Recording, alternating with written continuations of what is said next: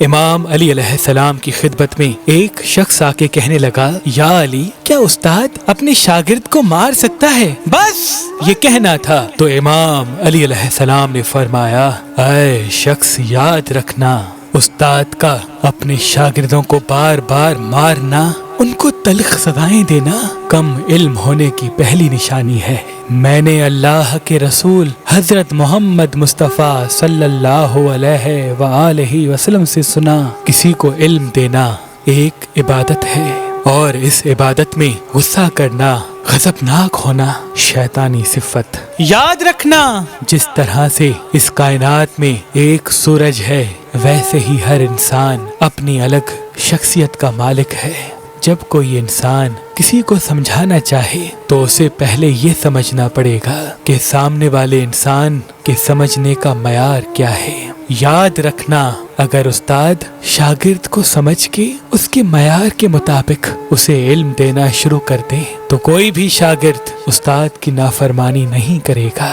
لیکن افسوس تو یہ ہے، کچھ لوگ علم حاصل کرنے کے بعد صرف علم سمجھانا چاہتے ہیں، اپنے شاگرد کو سمجھنے کی زحمت نہیں کرتے، تو یوں استاد و شاگرد کے بیچ میں بغاوت پیدا ہو جاتی ہے۔ شاگرد اپنی کم علمی اور کم سنی کی وجہ سے استاد کو کچھ کر تو نہیں پاتا، لیکن استاد کا باغی بن کر استاد کی بات کو سننا چھوڑ دیتا ہے۔ اس وقت شاگرد نادان ہو کے یہ سوچتا ہے کہ جب استاد ہی مجھے نہیں سمجھتا تو میں استاد کی بات کیوں سمجھوں، اور استاد کا یہ تکبر ہوتا ہے کہ میں اپنے شاگرد کو سمجھانا چاہتا ہوں، وہ سمجھتا کیوں نہیں۔ اے شخص، ترازو میں تول کے تو دیکھ، نادانی بدترین گناہ ہے یا تکبر۔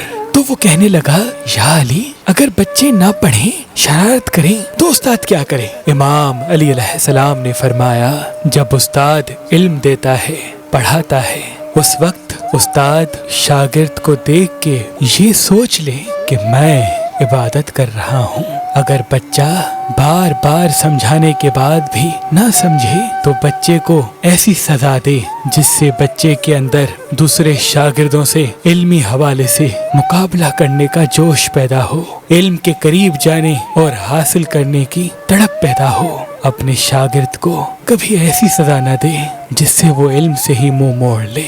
یاد رکھنا، میں نے اللہ کے رسول سے سنا کہ روز محشر اللہ ہر استاد کو ترازو کے سامنے کھڑا کرے گا، پھر اس کا سکھایا ہوا علم اور اس کی دی گئی سزا ترازو میں تولے گا۔